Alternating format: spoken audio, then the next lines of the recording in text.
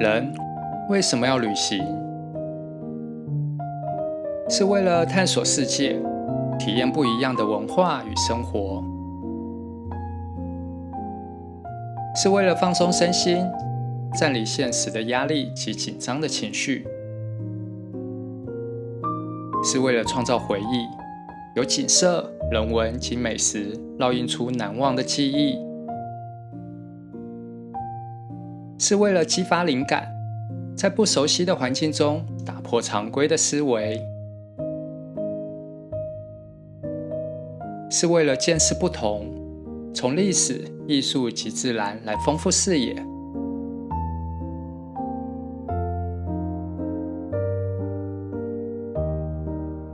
京都自带浓浓的穿越感，复古的街道满足了体验不同的好奇，保存良好的古迹则丰富了视野及美感，而浓厚禅意的庭园也回应了祈求平静的内心，因此常年排在全球最受欢迎旅行城市的前10名。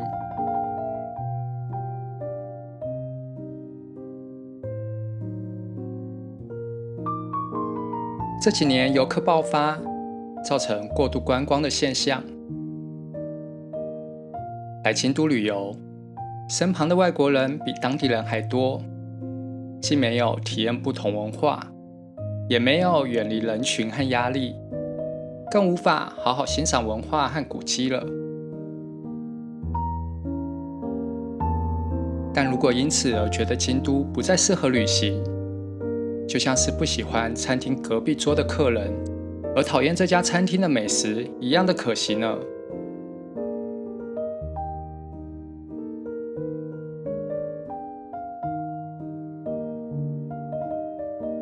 京都是一个宝藏城市，只是在过度观光的期间，要和人群走不同的路来体验。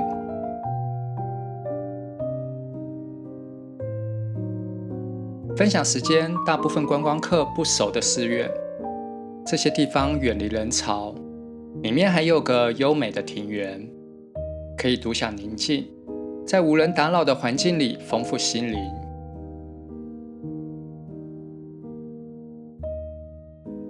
现在就跟我一起坐在园侧，或是走进庭园中，近距离感受宁静却震撼人心的禅意吧。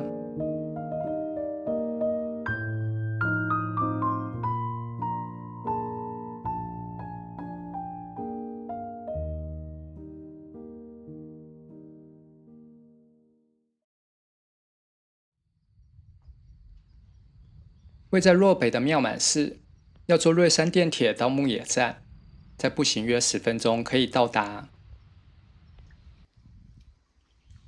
妙满寺是1389年由日从大圣所创，作为显本法华中的总本山，以释迦牟尼佛为主教。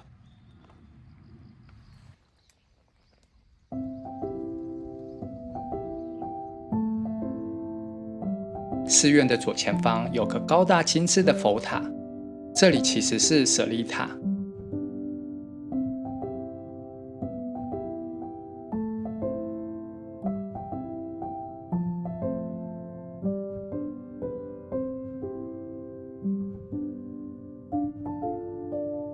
购买门票后，工作人员把我引导到本堂，就让我一个人静静地参拜了。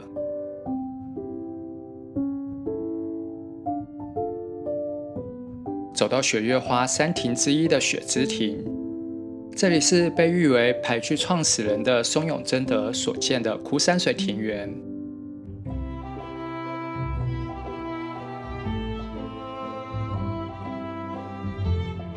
江户时代，妙满寺以雪庭的雪景而闻名，庭园和建筑融为一体，是一座庭屋一叶世界观的庭园。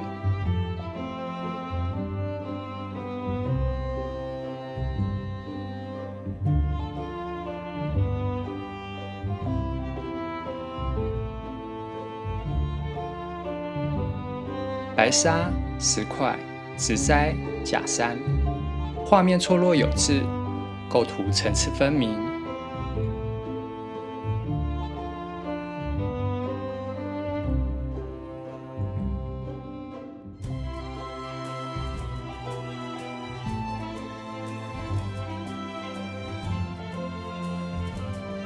即使没有下雪，静静地坐在这里，心情也会变得很平静。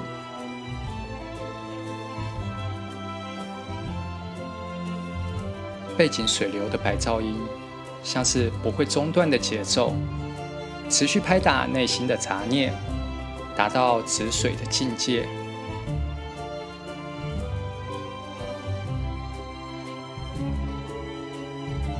在这里待了半个多小时，完全没有人过来。这一刻，思绪像是流入了枯山水里，也和庭园融为一体了。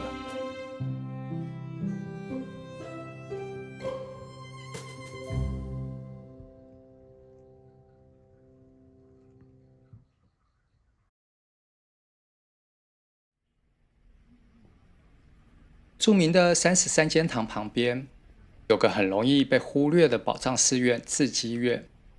其实这里有着东山第一花园的美名。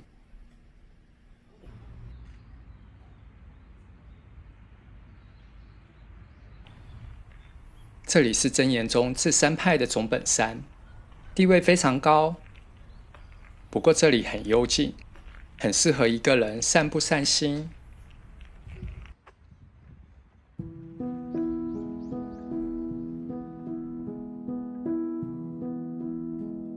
金堂是寺院的核心建筑，1882年的一场大火烧毁后，在1975年为了纪念弘法大师诞辰1200周年而重建。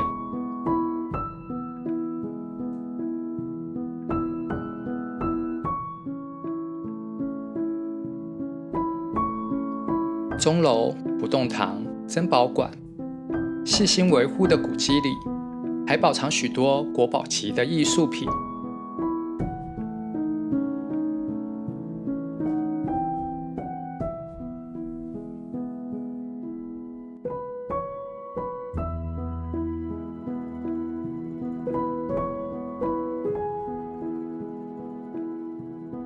讲堂所在的庭园是比外面更清静的世界。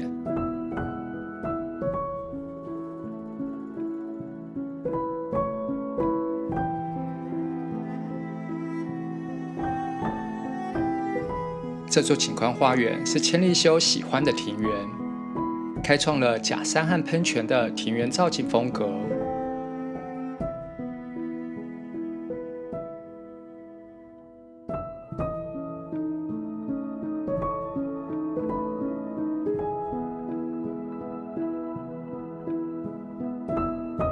假山是依照中国的庐山形状建造的，透过地势高低落差，前方挖了一个池塘，并放上石雕，形成丰富却不杂乱的视觉飨宴。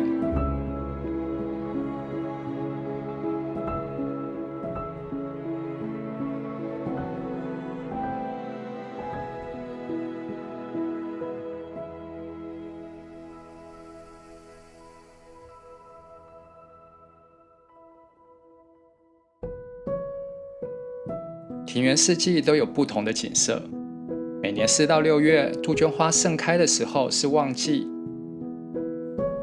交相叠错，程序有致，少了写意的想象空间，却多了很多细节的讲究。每个元素都那么刚好，没有丝毫的多余。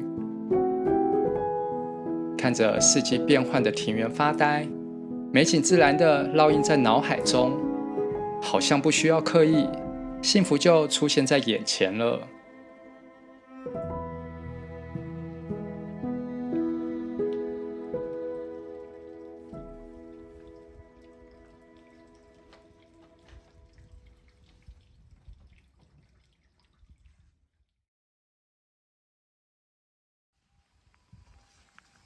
妙心寺位在京都市中心，范围很大，里面有46个寺院。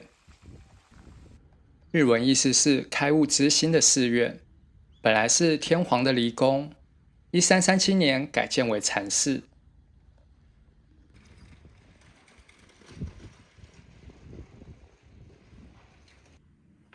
退藏院是46个寺院之一，位在南门附近。虽然常年开放，但游客却出奇的少。能安静地欣赏这里的高品质庭园。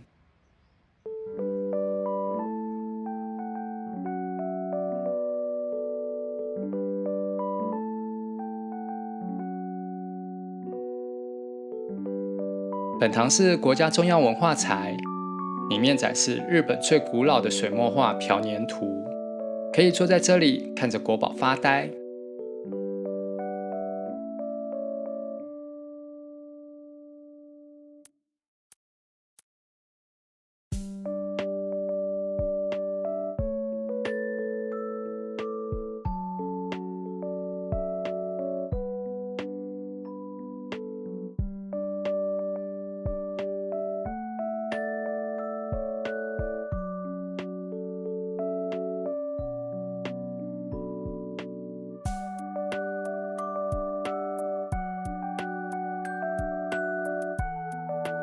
余香院是1960年代打造的池塘庭园，一进庭园左右两侧是阴雨阳枯山水庭园。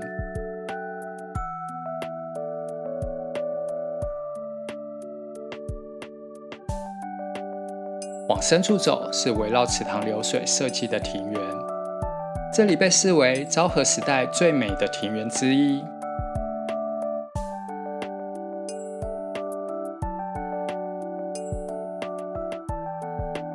这座广阔的庭园由中根金作所设计，于1963年开始施工，历时3年完工。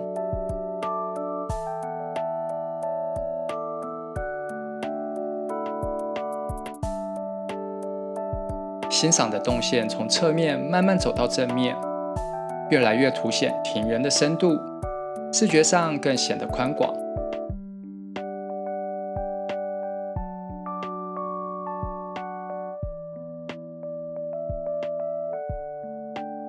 退让一词的意思是保留有价值的东西，主张在不被别人注意到的情况下做好事。其实有点像这里的环境，看似无人知晓，却坚持保护文物，以美学传承文化数百年。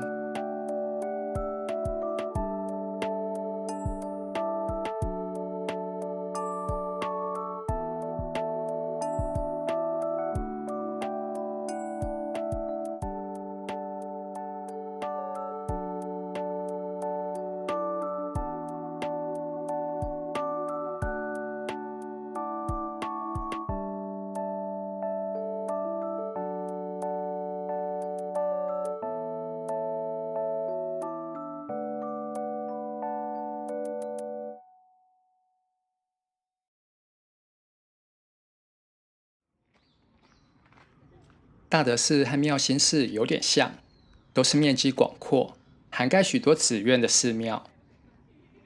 大德寺有20多个寺院，是日本禅宗临济宗的重要寺庙。这里是日本茶道的精神家园，也是日本禅宗文化的宝库，主要体现在寺内的庭园和建筑之中。寺院之一的龙源院就有一个室町时代的枯山水石亭。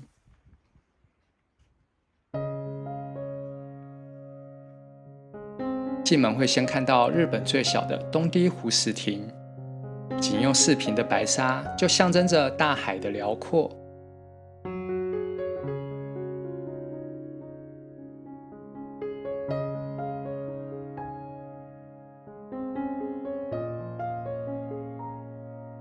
阿訇的石亭隐喻从始至终的态度，搭配书院里挂的日日是好日卷轴，观赏的时候也思考着处事的心态。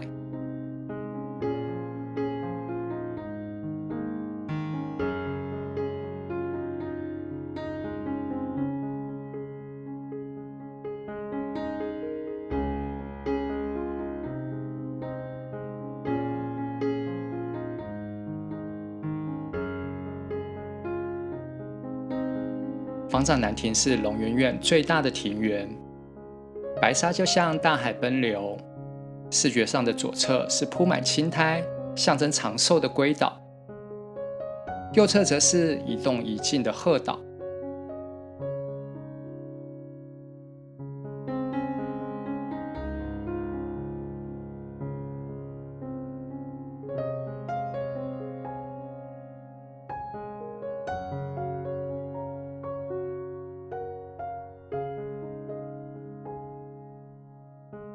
最高的石块象征蓬莱山，整座庭园隐喻着长寿。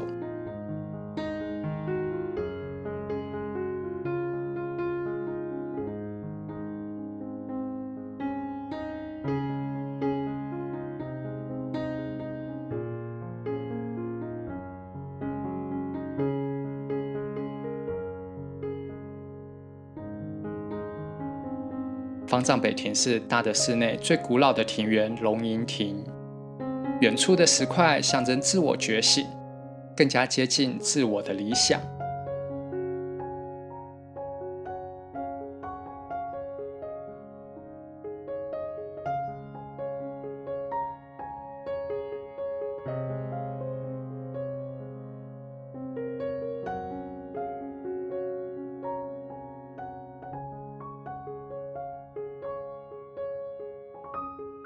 看着枯山水石亭，虽然被宁静的气氛包围着，却阻止不了内在涌动的灵感，进入禅的意境。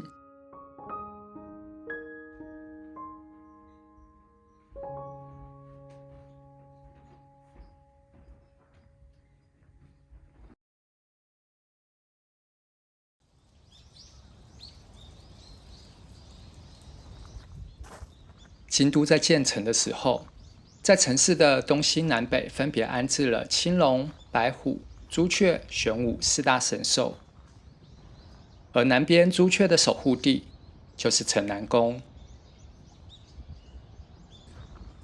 城南宫被称为宝玉神社，可以消除搬家、建造及家务的烦恼。拜殿和正殿其实被5个庭园所包围环绕，而庭园的设计师和退藏院的作庭师是同一个人，中根清作。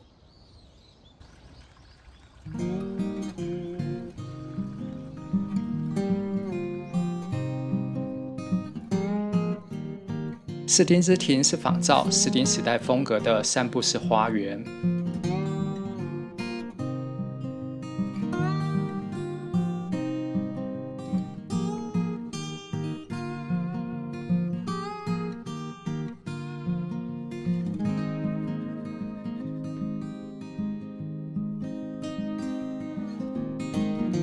桃山之庭则是以草坪和岩石写出武士精神的意象。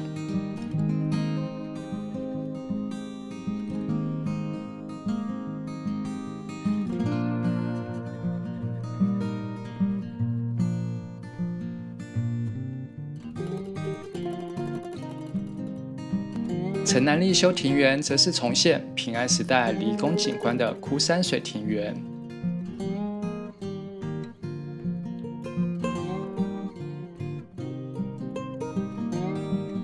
春山仿照《源氏物语》中光源氏宅邸的情趣。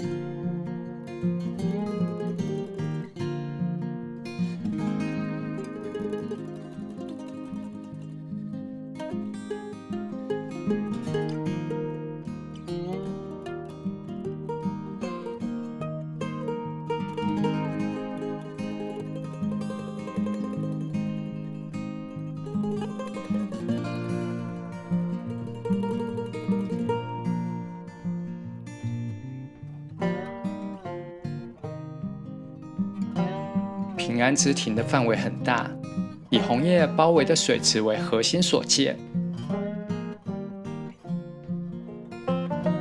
仿照平安时代贵族住宅的神殿造庭园而建。位于视觉焦点的池塘，还有小溪流过。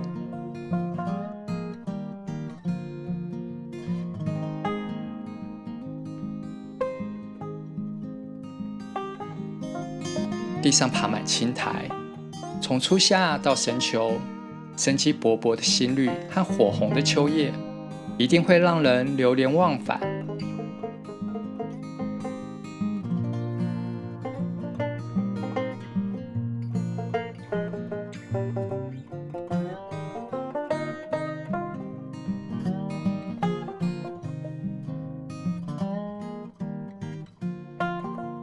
在无人打扰的环境中来回走动，或近或远地欣赏深秋的景色，仿佛独享这片美景般的奢侈，重现贵族的骄纵与任性。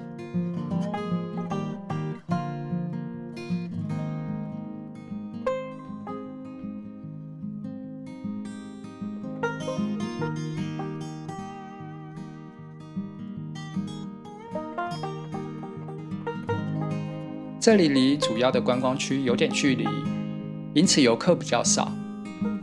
在开阔的庭园中，更显得幽静氛围的难能可贵。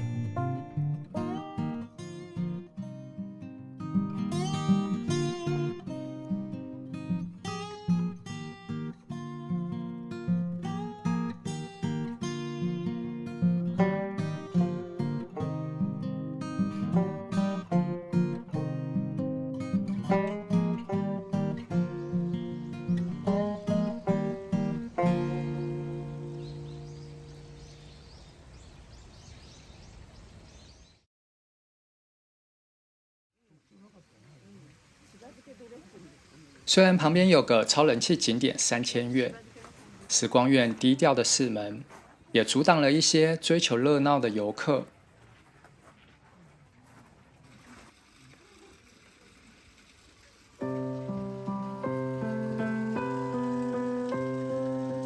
时光院不大，客店是主建筑，可以坐在里面看看南侧的慈泉庭园，或是西侧的回游式庭园。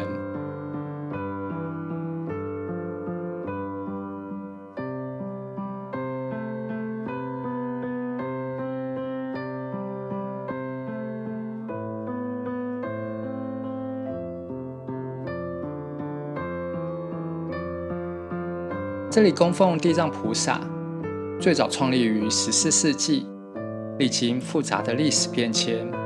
现在的客店是大正10年重建的建筑物。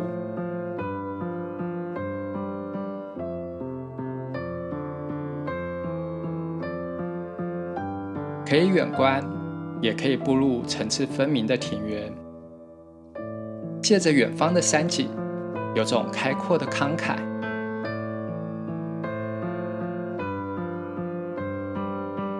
建于1975年的利格庵，是一个完全取材时光院森林的茶室建筑物。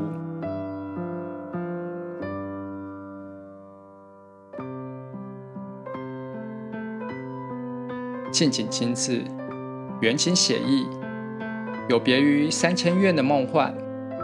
这里有着大自然的开阔，同样能带来好心情。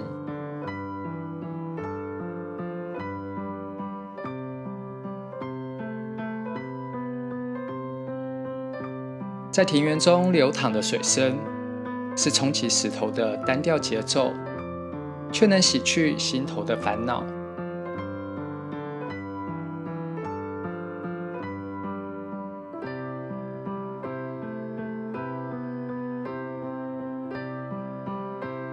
不论是坐在室内看庭园，或是走在庭园看建筑，时光院的静谧气氛有别于身旁3000院的热闹，总算回归了平静，好好的感受内心的禅意。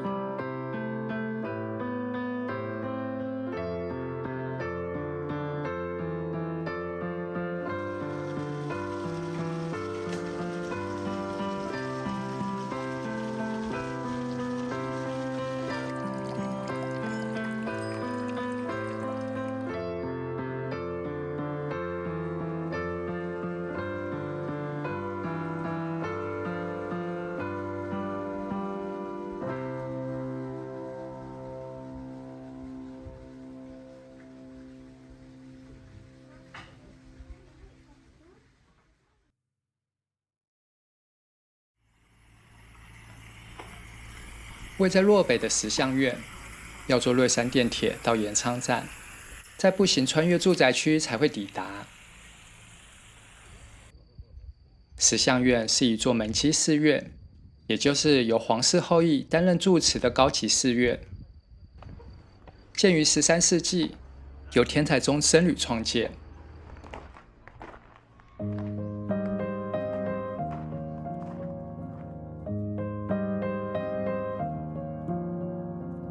寺院在江户时代重建，建筑风格融合了日本传统和禅宗美学。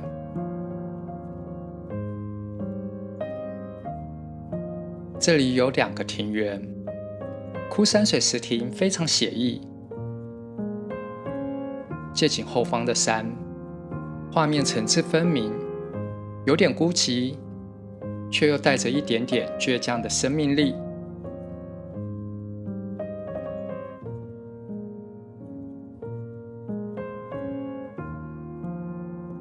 石像院的建筑包括主殿、书院、茶室，但为了保护文物，室内禁止拍照。阳光透过植物投射在漆黑的木头地板上，形成美丽的床绿景观，只能在室内看，无法拍摄了。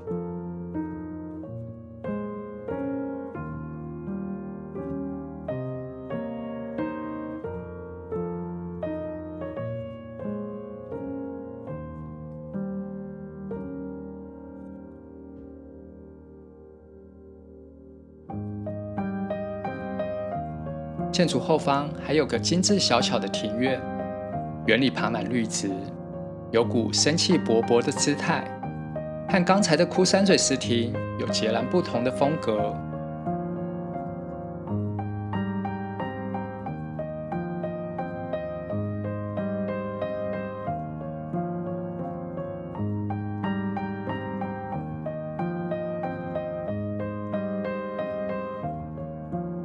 换个角度，当庭园的绿植和古老的建筑一起同框，达到了平衡的美感，也达到了内心的平静。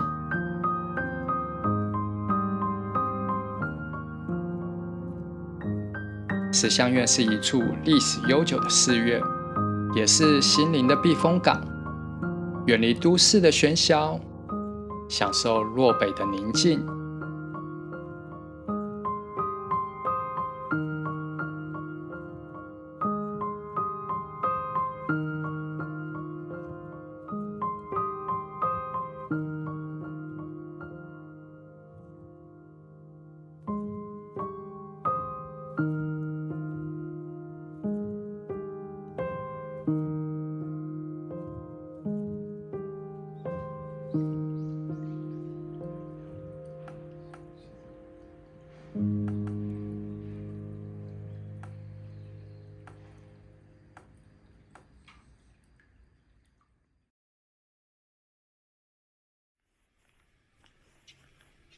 茶之京都的宇治，除了有世界遗产平等院和宇治上神社，还有一间以季节花卉而闻名的寺院三世护寺。三世护寺是奈良时代创建的观音民所，是间具有1200多年历史的佛寺。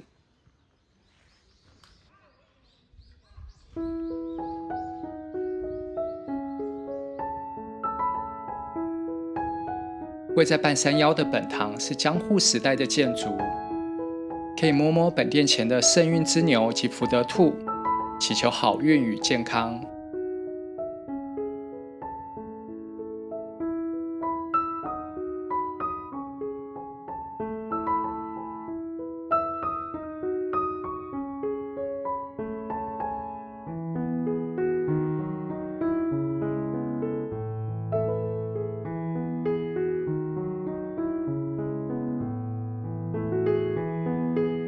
三层塔及钟楼也是江户时代的建筑，周围的植栽有多层次的颜色，是一幅由活力彰显稳重的画作。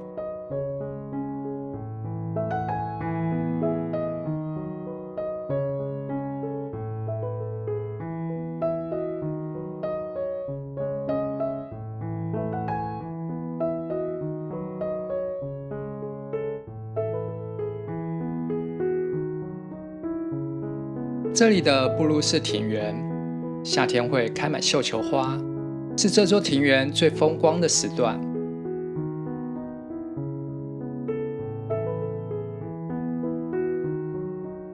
人潮随着花期结束而散去，却没有发现，随着季节更迭的不是龙枯，而是接续不停的颜色变化。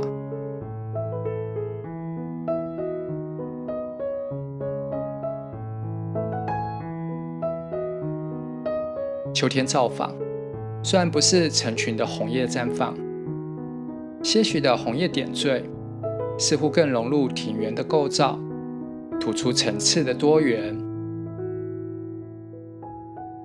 加入了走动的变数，前后信步，左右移动，本来就是层次丰富的造景，变化出让人忘了呼吸的疗愈美景。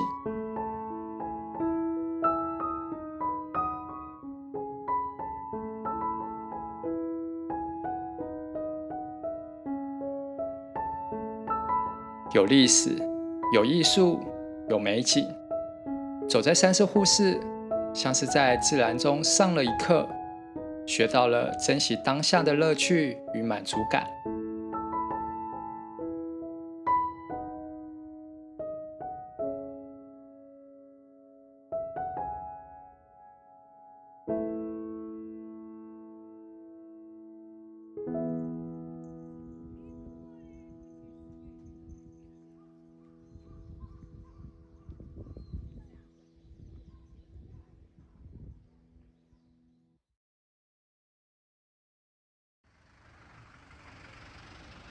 可能很多人都没听过地藏院，但提到它的别称竹寺，可能就会有点印象了。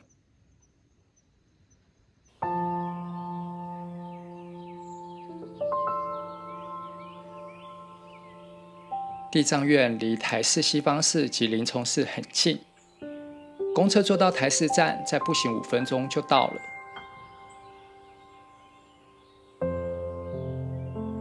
因为入口的地方种满了竹子，密度不亚于蓝山的竹林，像是隐藏在遗落世界的高手，有股不怒而威的庄严。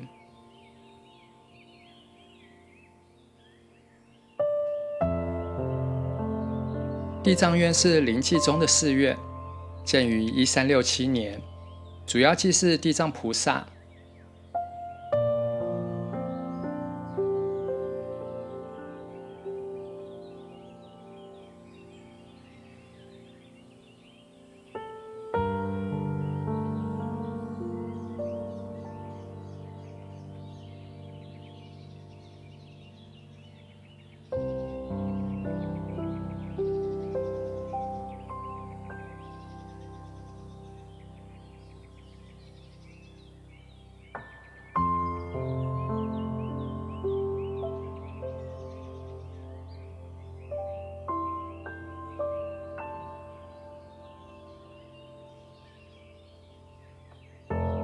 方丈庭园16罗汉之庭，属于平亭寺枯山水庭园，也是京都登录名胜。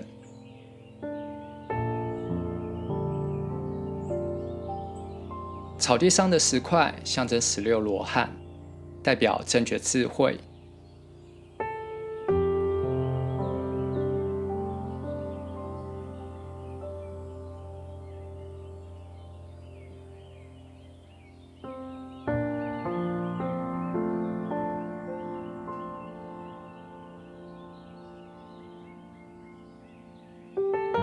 心形的珠穆窗，穿过树梢的微风，稀疏的虫鸣声，一个人坐在这里，就是大写的疗愈2个字。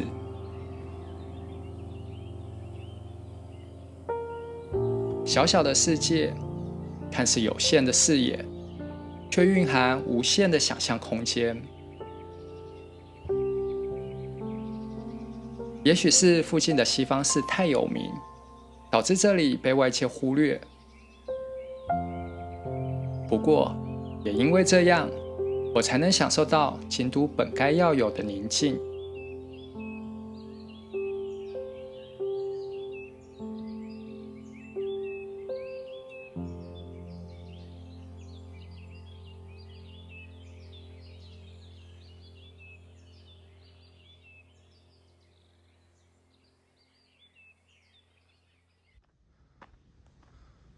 曼殊院位在义城市地区的深处，由于四仙堂和圆光寺已经吸走了大部分的游客，留给这里的就只剩宁静的魅力了。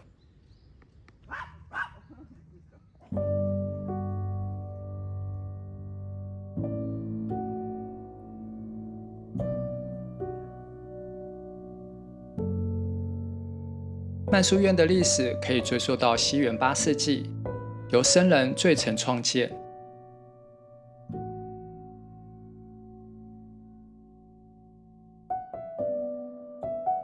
在17世纪由后水尾天皇重建并扩展，成为皇室成员和贵族的重要修行场所。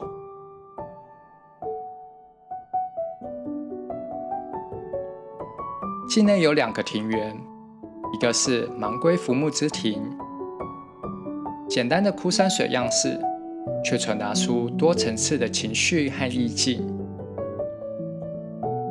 前景白沙滩的写意，与背景围墙外生动的红叶，成为一幅让人心情平静的画作。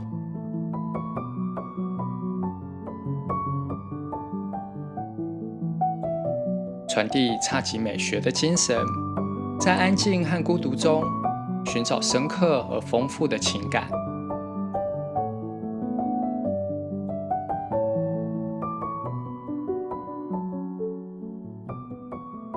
被植栽包围的书院庭园，白沙在这里有股流水的动感，搭配背景的黄叶，像是走入了诗意的画卷里。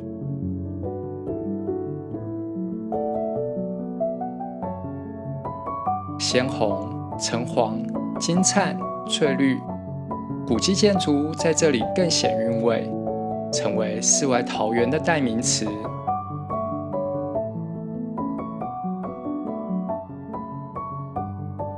曼书院的定位是小规模的柜礼宫，同样是树基屋式书院建筑风格，在孤独中感受丰富的热情与创意。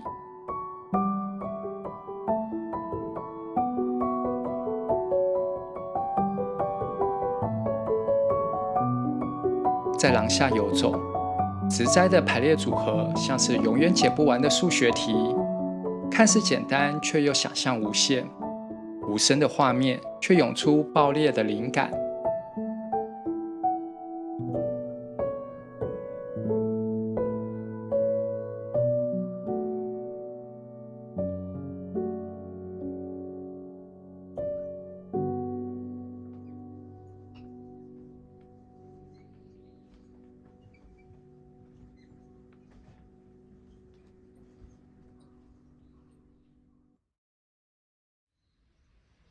日式庭园就像是禅意的同义词，无法明说的美感，只能用心体会。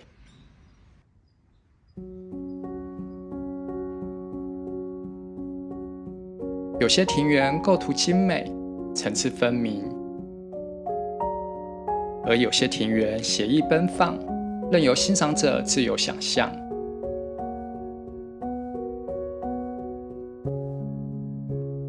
无论哪一种类型，坐在无人打扰的原侧下，都能让外在的美感渐渐转变为内在的平静。这就是庭园的魔力。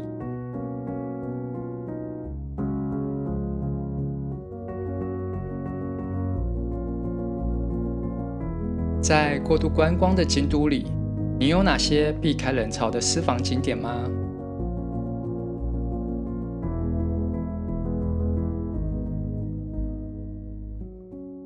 你喜欢在无人的日式庭园里发呆吗？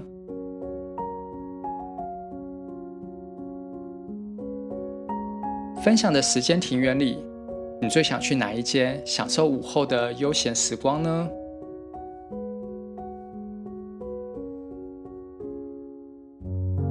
如果你也喜欢寻找京都的静谧庭园，欢迎订阅我的频道，跟我一起感受京都旅程中的小确幸。チャンネル登録よろしくね。